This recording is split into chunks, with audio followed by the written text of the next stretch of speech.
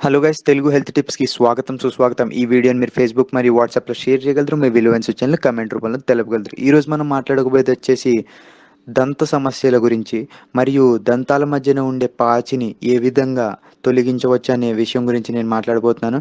మొట్టమొదటిగా వచ్చేసి coconut oil best option అండి. దీనివల్ల ఏమవుతుందంటే బాగా మన పళ్ళ మధ్యలో ఉన్న పేరుకుపోయిన పాచి గానీ, మరియు క్రిమికీటకాలు గానీ, ఏ విధమైన ప్రాబ్లమ్ గానీ రిమూవ్ చేయబడుతుంది. మొట్టమొదటిగా మీరేం చేయాలంటే, ఒక టేబుల్ స్పూన్ ఆఫ్ కొబ్బరి నూనెని తీసుకొని, మరియు ఒక టేబుల్ స్పూన్ ఆఫ్ నిమ్మకాయ రసం తీసుకొని, రెండిటిలిని బాగా కలిపి, ఆ కలిపిన మిశ్రమాన్ని బాగా నోట్లో వేసుకొని పుక్కిలించి ఊయడంతో ఏమవుతుందంటే, 15 నిమిషాలు పుక్కిలించి ఊయడంతో ఏమవుతుందంటే, మన పళ్ళలో ఉన్న క్రిములు గానీ, పాచి గానీ అనేవి రిమూవ్ చేయడం జరుగుతుంది.